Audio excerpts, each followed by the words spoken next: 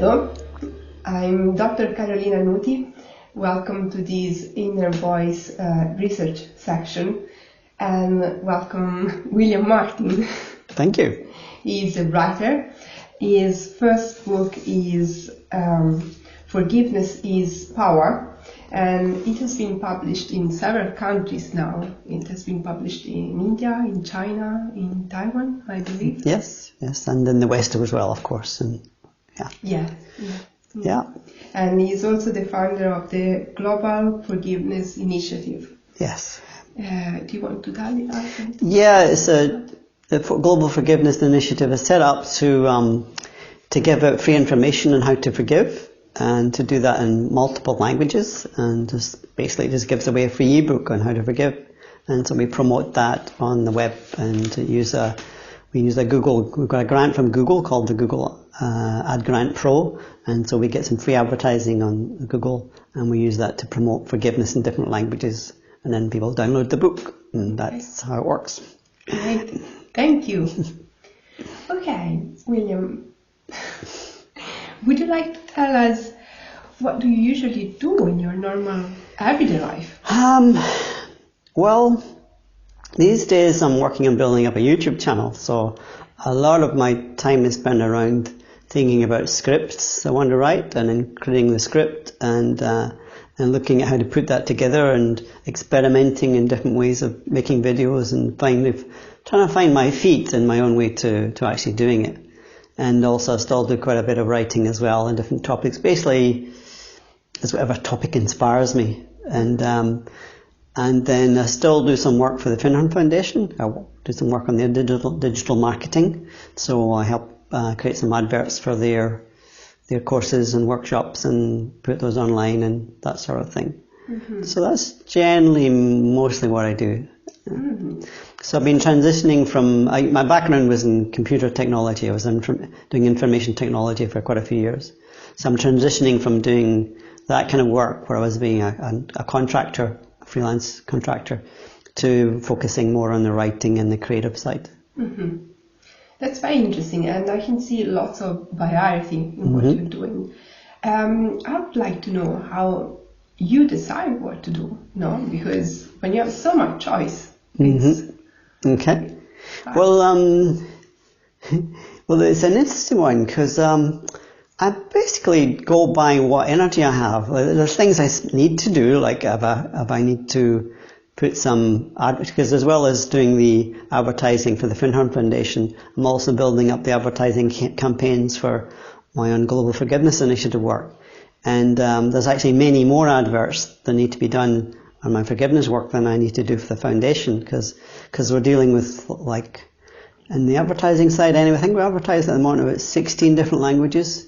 So I'm trying to create adverts in a language I don't speak, and sometimes in languages I don't even know what the characters mean. It's pretty challenging, and so I have to kind of think through what I'm doing and how to go about it, and explore and experiment and test different adverts, and test different what's called keywords, words that people are searching on, and how can I let people in different cultures and different countries know about forgiveness and how it works, because in some cultures, they don't think so much about forgiveness. They don't really search on Google for it, but they may be searching for a particular problem, and or they may be searching for a particular benefit. Like I've discovered that in Indonesia, in the Indonesian language, they don't seem to search on the word for forgiveness, but they do a lot of searches for how to be a better person. Mm-hmm. So then I need to construct some material around how can forgiveness help you be a better person, and then link that theme to forgiveness, and then do advertisements around how to be a better person. And then that works. That really worked, because for quite a long time I had no traction in the Indonesian language, but it's actually quite a common language globally, and relatively speaking. And but when I suddenly started getting traction, because people were looking for these key phrases around how to be a better person, that was great. It's like, at last I've broken through in there. So I need to experiment and explore and try out different things, and for different cultures, and finding out what works for that culture. It's fairly easy, like for South America, because their they do search on the word forgiveness so much because it's like the Catholic background and the Christian background. So there's a kind of Christian type heritage that it's quite easy just to base the marketing and the advertising around the idea of forgiveness. And so it's tricky because even though I'm giving something away, it's not always easy to get the target potential market, in a sense, to discover the material. And it took me quite a while also working in Arabic to try and find a way of presenting the ideas to the Arabic market as well. Yes, but to go back to the question I was asking. Okay. No, how do you decide? But for example, how do you decide? Okay. No, well, okay. Even which language are you going, or which culture are you going to work on today? Right. What are you going to do? It's such a big. Okay. Well, I go partly on hunch, because I follow my energy quite a lot. What's my energy for today? What does it mean? Well, I wake up in the morning and I see physically what is my energy. If there's nothing pressing, if there's nothing immediate, like I'll check my email, and do you do it before or after breakfast, for example? Anytime really. At different points during the day. But sometimes I'll wake up with a very strong notion. I'll wake up in the morning and something goes, I need to do this today. Okay, I'll go and I'll do that today. And it's an easy day, I guess. Yeah. Well, I don't. Yeah. I mean, and then what I do is I go and check how the current advertising campaigns are running. How are they doing? Is there problems with them? And then it's pretty straightforward. Like I can see, there's a problem with one of these campaigns. It's not doing anything. I need to work on that. Or we've got a new language I've just had the materials translated into. And so, okay, that becomes my priority, setting up a campaign for that language. So I feel my way through. Sometimes it's external factors come in. I might get an email from somebody or there's something that happens and I need to act on that. But often I go by my physical kind of energy. This started, quite a few years ago. I was, when I was still a member of the Finhorn Foundation, and I was doing a lot of meditation at that time. And then one day I went into the sanctuary and sat down to meditate. And just as I was sitting down, I got this strong impulse, and my eyes flew open, and I got a strong impression of, you've done enough of that. You need to go and do things. Okay, all right. And so sometimes my intuition is more like a physiological experience. And as I was saying, sometimes it's to do with waking up in the morning, and I wake up with a very strong, clear notion of what I need to be doing. And something it comes. Mind or it's a physiological. Yeah, it's in my mind also, but it's also a physiological. Okay. I've got the energy for it. Okay. I like, that's really clear. It's arising, and this is where it needs to go. And sometimes, of course, I need to modify it, or sometimes something will intervene, but usually, it's very clear cut. And then I need to say, okay, how do I need to look at the situation and see how to apply it. And so it's a physiological kind of, as well as a kind of mental, emotional kind of intuition of, this is what I need to do. Kind of knowing. That's basically how I operate.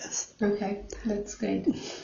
Yeah, you mentioned that you used to have a spiritual practice that was quite clear, and you don't have it anymore. Yeah, I did get back into meditation and stuff again, and I still, do a lot of, I guess you call spiritual practices of different types.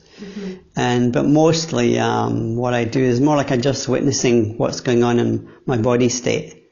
And I try and have my meditation practice somewhat physiological, somewhat physically orientated. So I'm not trying to get out of my body and get away, which has been my tendency in the past. It's more like to become really aware of what's going on in my system, and then to be able to witness that compassionately. And just allow that to be. Whatever is going on, and sometimes, just as just sometimes being aware of something will help it shift.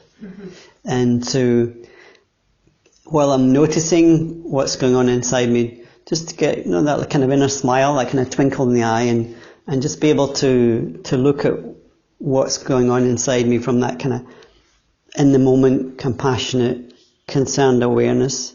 I don't think of it as mindfulness, particularly. Some people use the term mindfulness. I feel it, for me, it's more like a heartfulness. And it's one of the themes I play around with. Nice name. It's going from, mindfulness to heartfulness. Because sometimes when people say mindfulness, they actually mean heartfulness. It depends which stream of Buddhism they've actually come from when they come to the term of mindfulness. But, so I kind of like that kind of feeling about it.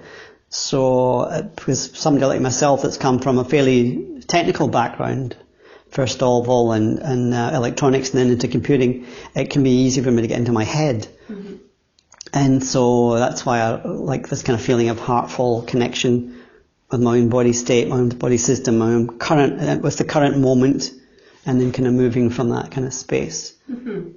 And also just sometimes during the day I'll stop. But I think, and just take space, but also I think there is a form of meditation that is very appropriate for the West. And that is to have to focus our attention on a purpose, and to do it with a benign intention. And I think that in a way is like the modern Western mystery school, the modern Western spiritual approach, is that I tend to think that if somebody's friends is running a business or an organization and they're doing it with a connection of a sense of spirituality, of looking for something, to create something or do something that's for a high purpose or for the highest good, that they're actually engaged in a meditation practice the whole time their focus is on that. That's how I would tend to define meditation. So it's not just when you sit down and get away from physicality and physical stuff. It's like, say, how do we actually apply our spiritual principles in daily life? That's the crux of any spiritual practice. So it's not about, as you know, going off and hiding in a cave anymore.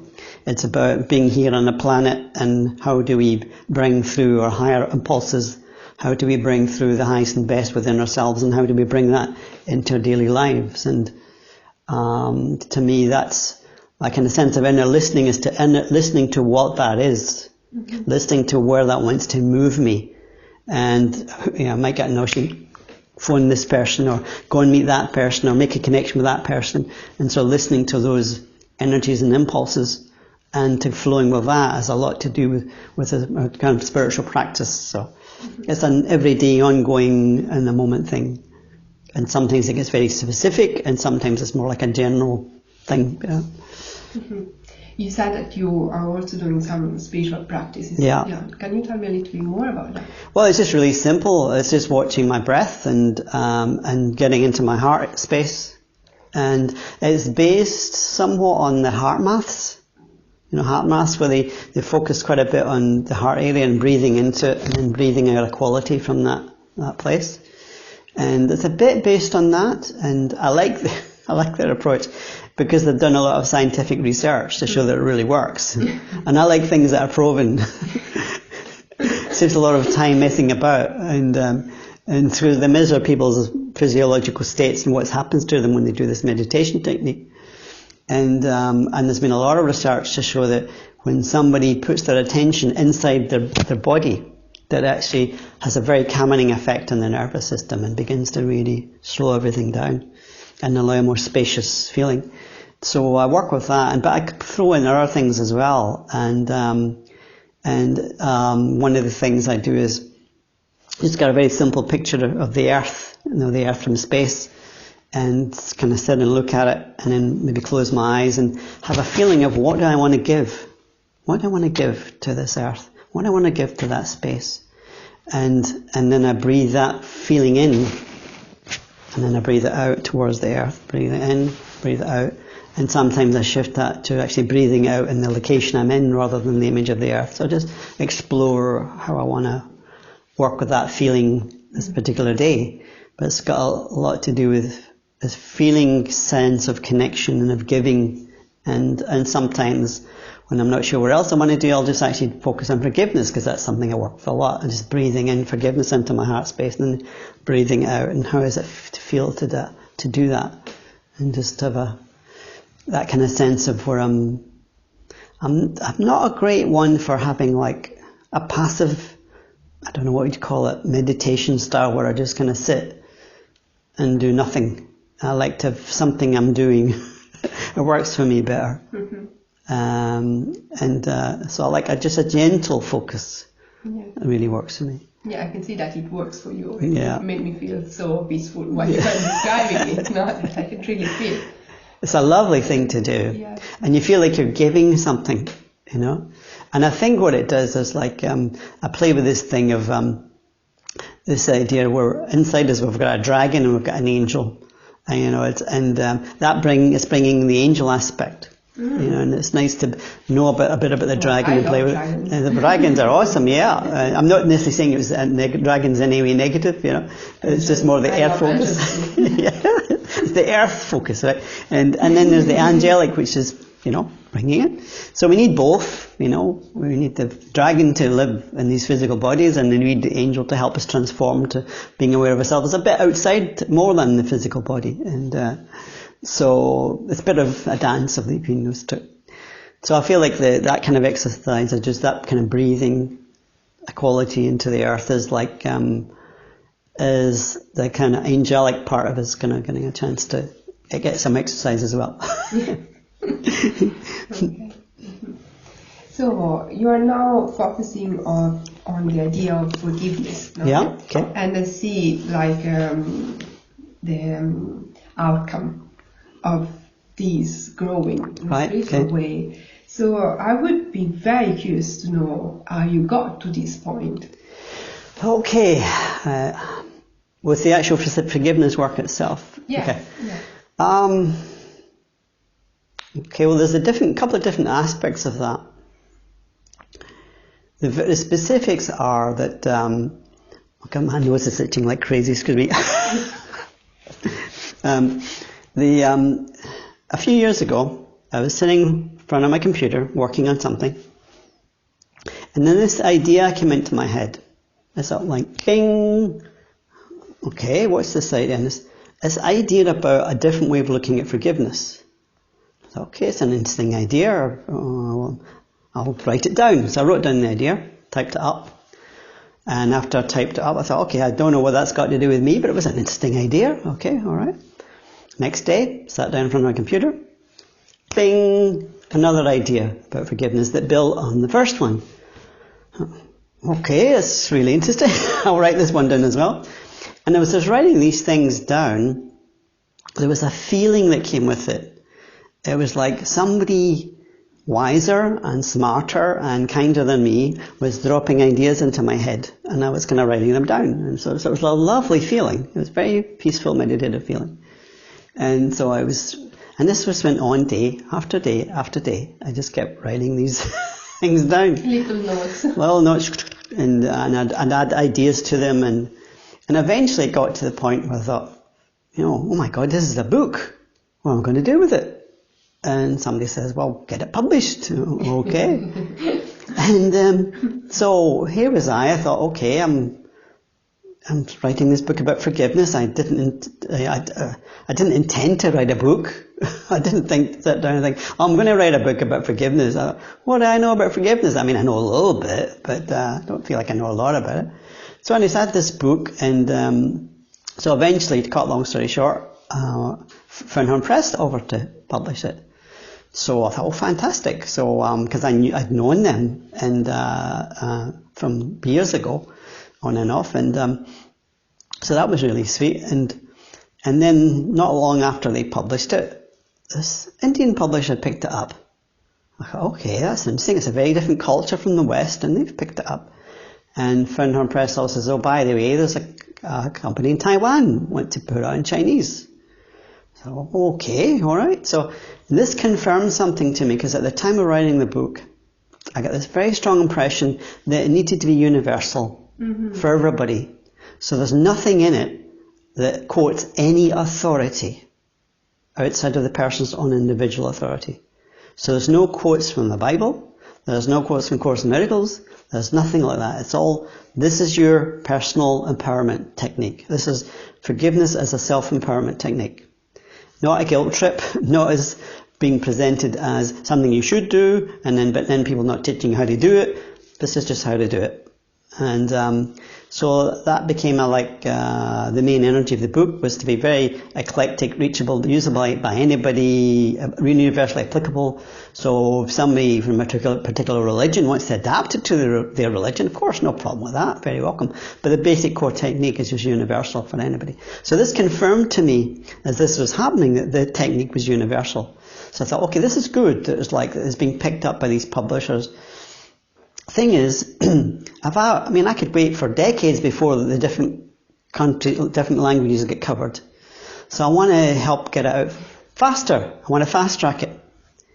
And so I started getting this sense of purpose, a sense of will behind it. I started engaging my will behind making this happen. How do I make this happen?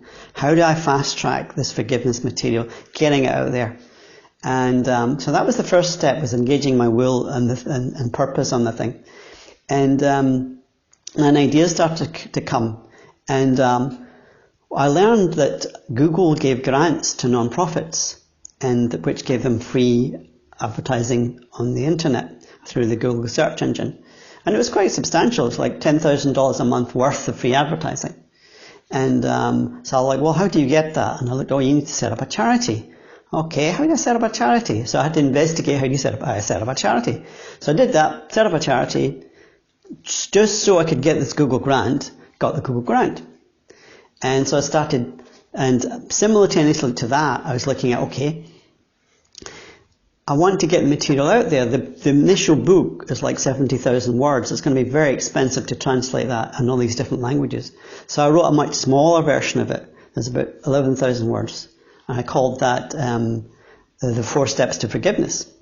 And I thought, this is the one I can give away free, because I can't give away the publisher's version because they're publishing it. But I can give the other one away free. So, and then I can get that translated relatively cost effectively, because it's not so many words. So that's what I started doing. I just, discovered people who could translate. Some friends translated some of it. I found some people online who could do translations.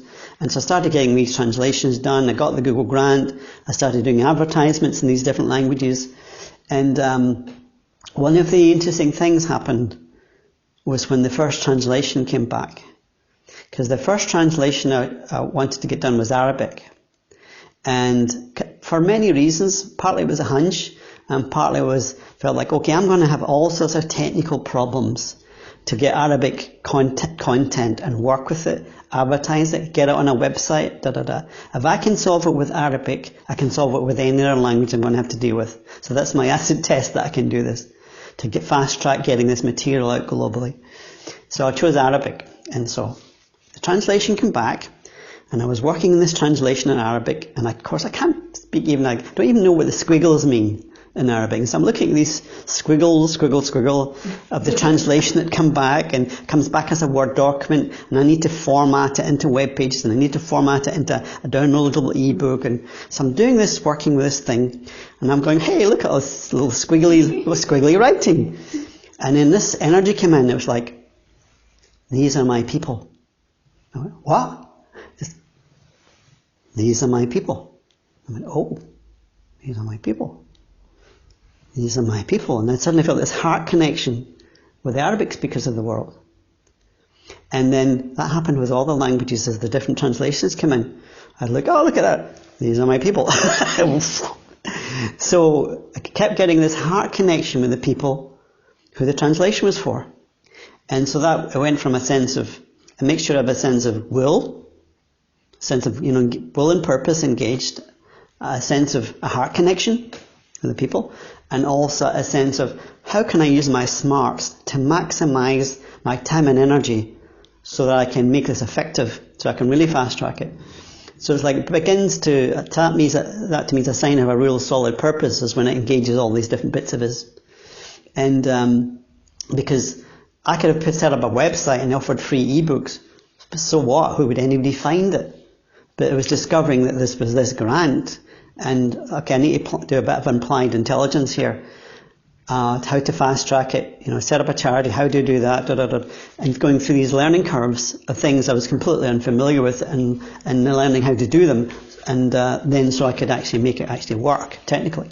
So that was bringing all the different bits of me together. And that's one of the things I love about the project, is all of my bits can get into, from will to heart to intelligence, and I'm constantly jumping between the different aspects of it to make it work. So, yeah. Don't know if that answered your question or not. Yes. But now I'm interested in your life. Okay. It's like I need to get to a point. Okay. Where you were able to do all this stuff, no? Were you born like this? Have you always been like this? Well, it's an interesting one, actually, because it seems to me that at the various times in my life I've wondered, what's my purpose? And why have I incarnated? What am I here for? And now looking back on it, I can see that our character is the container for our purpose. And until our character is ready, the purpose can't show up, because it's not going to fit. So if I'm not living my life with integrity, then no kind of noble purpose is going to come along and try and fit inside my character, because I'm leaking like a bucket. What do you mean integrity? Like integrity, I mean, like, for a while I got this thing about, if I make a promise, I'm going to keep it. Therefore, I'm not going to make a promise unless I fully intend to keep it. That's an act of integrity. Whereas, like, to make a promise and then go pretend I didn't promise to do that, or it might not even be a clear, specific "I promise to," but just like I made a verbal commitment to something, or a commitment to something, I need to follow through, or I need to renegotiate, or I need to apologise and say, sorry, I can't do that after all. But I can't just let it slide. And in retrospect, going through the things like that, where I would get this compulsion to say, keep your word. If you say something, do it, apologise or renegotiate, but don't just let it go. And these kind of things, I can see that helped to shape my character, to give me more integrity, so that when I take on a purpose, it's got something to land and it can fit. All right, and then of course after we accept some kind of purpose, that it begins to develop on us, then we still have an ongoing need to develop our character. But then what I look at is, well, what do I need to cultivate in order to do this more effectively?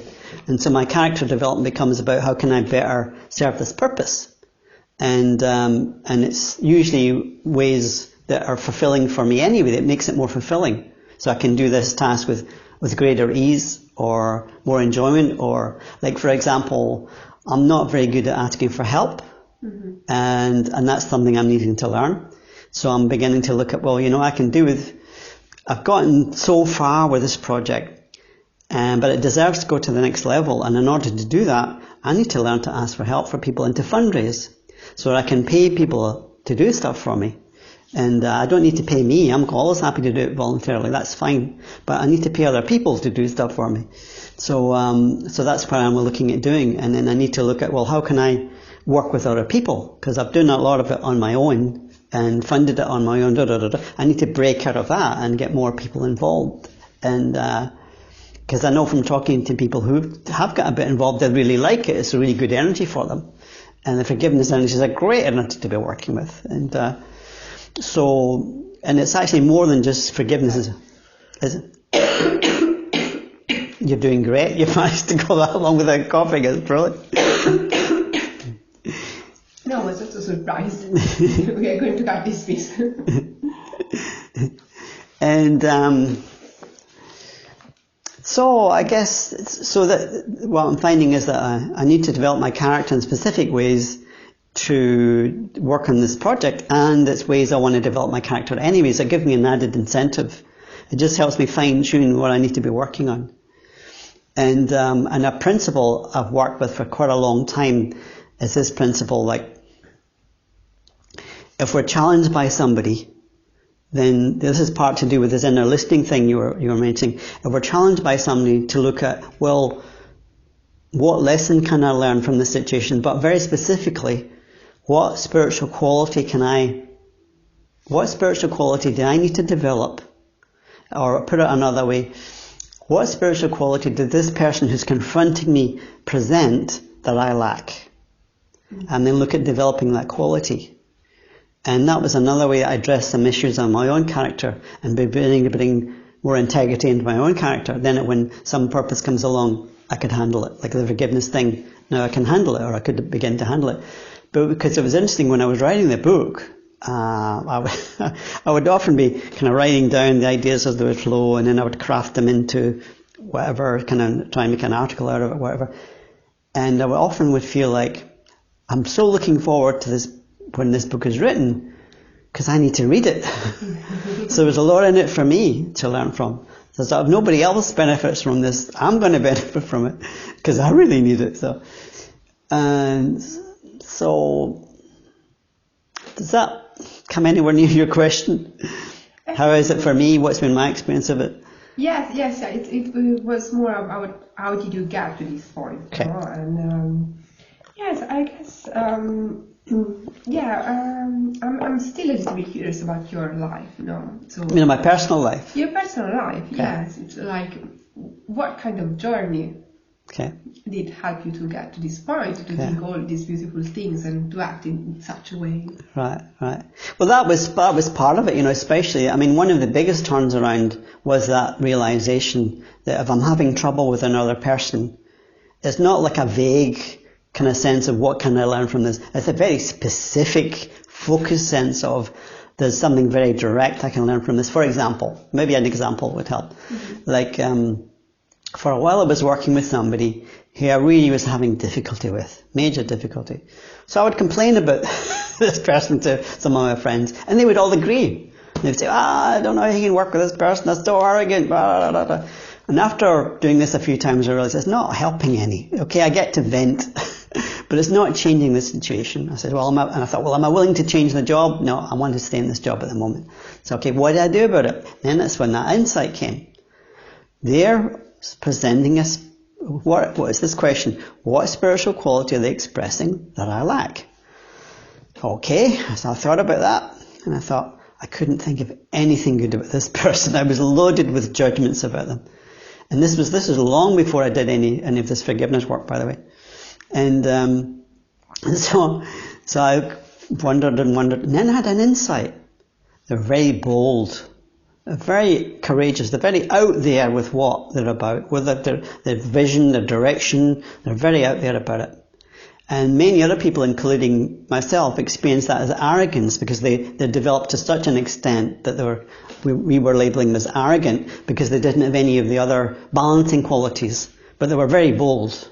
So I thought, okay, am I bold? Am I being bold? That time, no way. I was being circumspect, especially around this person. Cautious, careful, circumspect. That would be more my characteristics in that situation. So I thought, okay, what would happen if I cultivated boldness? What would I do? And how would I do that? So I got this idea.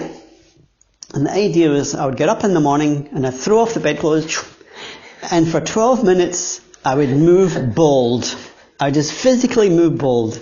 And I loved it. It would make me laugh sometimes, so that was all right, as long as I laughed boldly. And I'd just move around the room, physically bold, And then sometimes for good measure, I would do 12 minutes on courage. How does courage physically move? And I'd first move courageously. And it was extraordinary. It was the clincher. That's what did it. Somewhere along the lines, some shift started to happen. I didn't do anything else. That's all I did. I just moved bold. Baked into my bones, this feeling of bold energy. And one day this guy walked into the office, and I looked him in the eye, somehow in a way I had never done before. I just looked him right in the eye and I knew we were finished.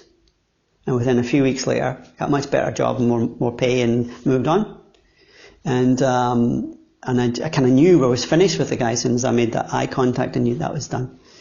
And you knew that you were doing your homework. Yeah, I did. And of course that boldness carried on into other areas of my life, and I've needed it. So, and especially needed it when I started, like, how to start a charity, how to get this grant from Google, I needed to be bold and to not be shy and circumspect, but to push forward. So he gave me great gifts, and one of those was being more bold. That's beautiful. Yeah. Okay, yes. I guess the next question is, about inner voice, no? Okay. And do you think you have always been listening to your inner voice? I think there's always been something there, Caroline. I'm not quite sure how I describe it, but like, I remember years ago when I was working in a factory in Glasgow at that time. I think I must have been about 15. And I get this really strong feeling, there's something I'm supposed to remember.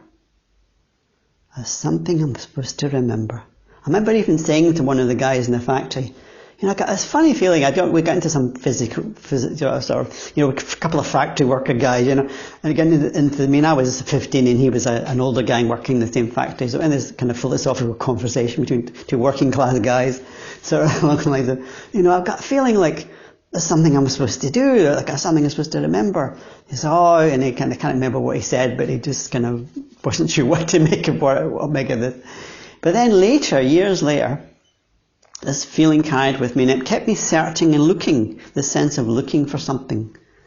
And it wasn't until I first came to Finhorn and did the Experience Week, I realised what it was I was supposed to remember. Mm-hmm.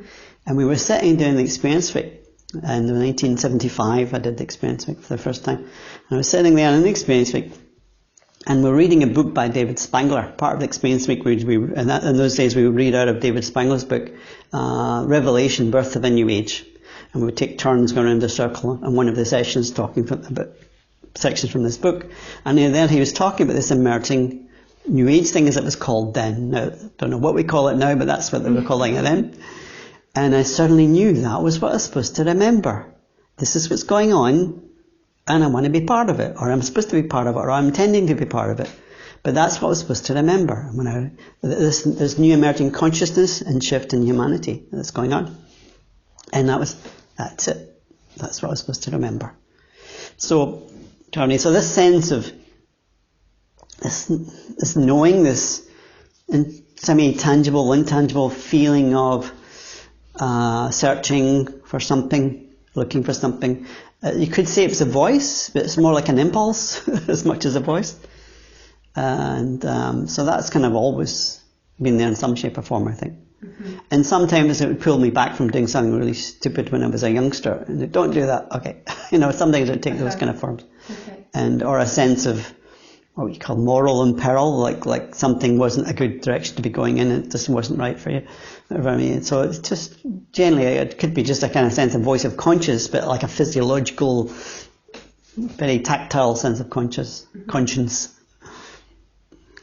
So it has always been there, and you've always been able to listen to it somehow? I think I've probably ignored it quite a bit of times as well. Okay. And so I think I've struggled on and off with that, and I think that's partly the issues around character development, why my life is nudging me to develop specific things in my character. Like, odd things would happen. Like, for a while, I got semi-obsessed with the meaning of words. What does a word mean? And it was almost like a training. It was a training in, like, the power of speech.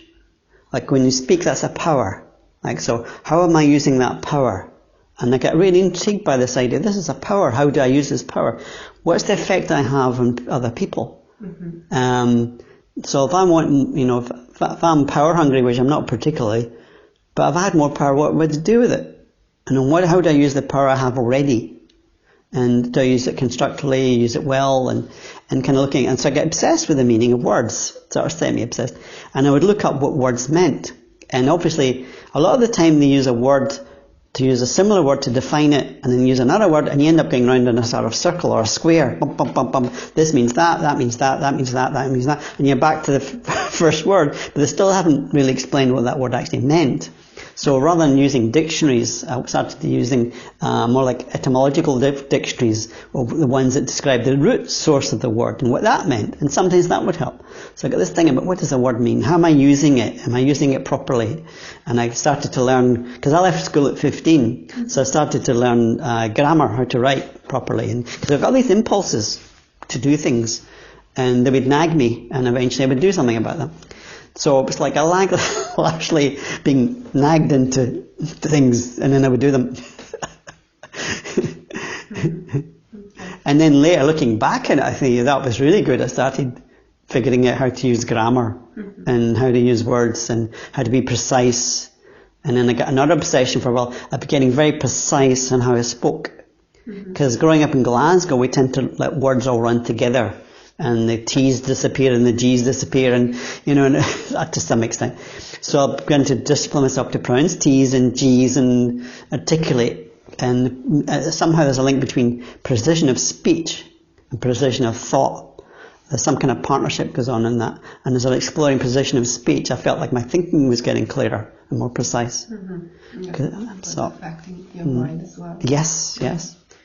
And do you have any key experience in this journey that made you shift the way you live with your inner voice, or the way you experience it? Or yeah, well, not necessarily one particular thing, just an ongoing sense of that whatever part of me this comes from has my best interests at heart, and that the more I follow that, the better life becomes, even if things start to fall apart all around me, and that somehow there's something benign at work, and I see it as being benign in my life and benign in other people's lives, and it's not always obvious that it's benign, and but I began to trust it more and more.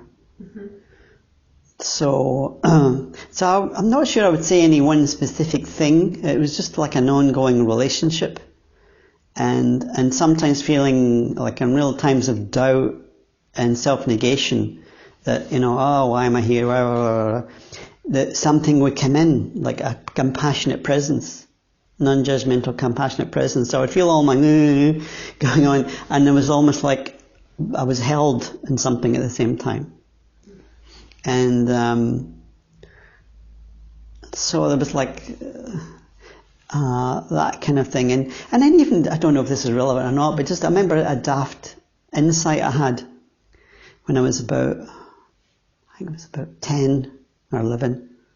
I was going to a new school, and I was walking. I'd never been to the first day at this new school, and I was walking down the street to go to the school, and I bought a candy bar on the way and some sweets and stuck it in my pocket. And as I was walking down towards the school, there was another guy walking the same way, and it looked like he was about my age and heading the same direction. So I said, excuse me, is that blah, blah, that the right way to the school? He said, yeah.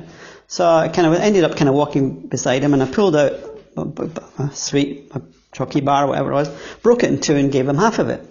And he looked completely astonished. He looked like if this had never happened to him before. And I thought, this is just me acting on impulse, And it turned out he was a school tough guy. I mean, and I didn't hang about with him and his friends because they weren't my type of people, but he always had this kind of respect for me, and he always kind of kept denying me, so just following these impulses, can have all sorts of unexpected repercussions.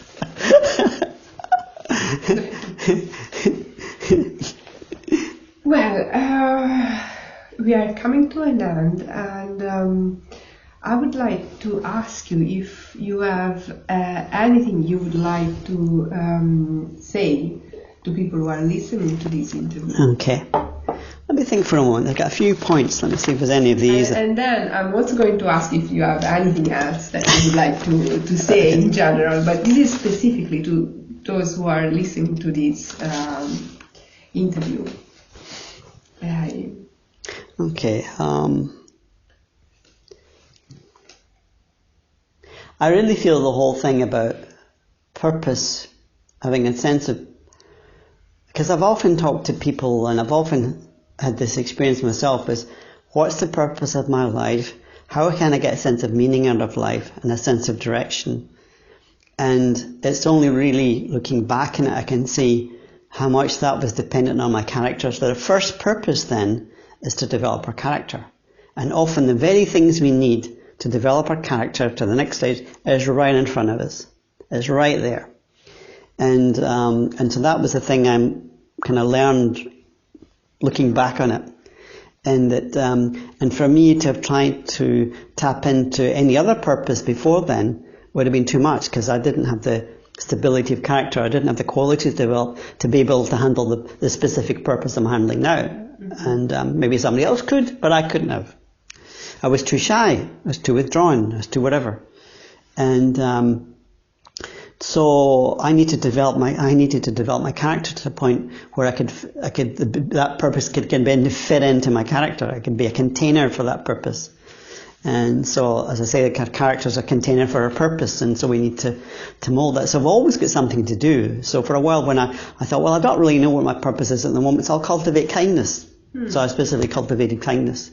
Of course, you have to watch for that. It doesn't become some kind of codependency thing and become like a marshmallow or a doormat. You always have to have strength, because sometimes the kindest things I've done for people has been making some very strong comments to them about their behaviour. That can be kind. It's not nice, but it's kind, and that's the big difference. That was the other thing, learning the difference between being nice and actually being good.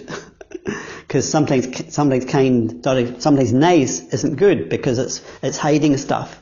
It's hiding what's really going on. So it's things like that so I realised, okay, the first step in finding meaning and purpose in life is to develop my character. That's what was essential.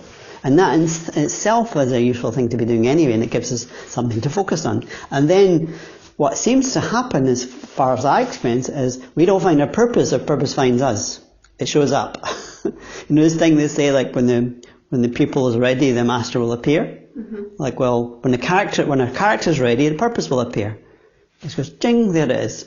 And maybe we do a little bit of looking, maybe not, but just often it will just show up.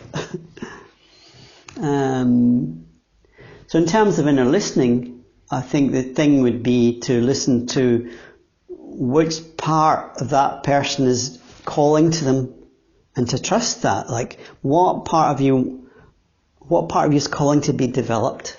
What part of you is calling to be expressed, even if it's scary? And the thing is about that is, I think that it's really good, really important to have a healthy relationship with fear. And I don't go along quite with the idea of feel the fear and do it anyway. I go more like feel the fear, see if there's anything where you can adjust what you're doing, want to do to make it less scary, and then do it anyway. So like, feel the fear, integrate the wisdom in that fear like being wisdom as a child, integrate what that fear is telling you. If you can, then go ahead. So it's like a 3-step process rather than feel the fear and do it anyway. So I add that exercise. And that way I feel like we can move forward on things that are otherwise too scary for it. Mm-hmm. Does that say what you... Okay. So that was basically what I feel about it. Okay. Mm-hmm. And is there anything else you would like to say?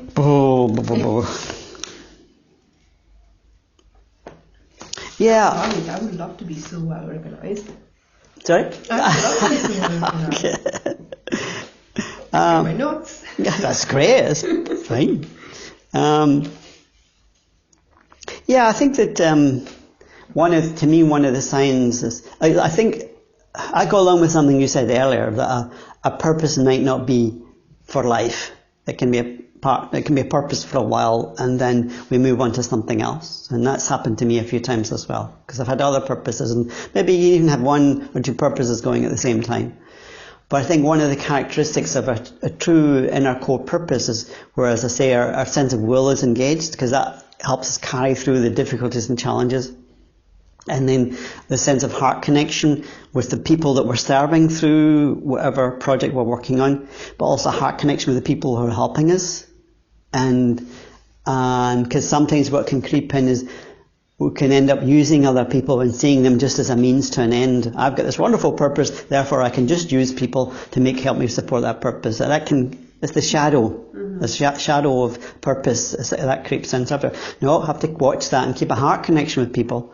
And then the sense of being intelligent about how we approach, how we're actually going to go ahead with that project. How can we maximise the impact of our time and energy and resources to making it happen? So we get all firing on all 3 cylinders, as it were, to really get something going. That to me is a sign of a kind of core life purpose. Is when all of those kind of start buzzing and directing us and being an expression of what we're about. I think that's it. Okay. Thank you very much. Thank you. It's been a real pleasure. Thank you. Thank you, Carly. And thank you for your attention. You will find the links of William projects in the description of this video, as well as the links to the project Learning to Fly.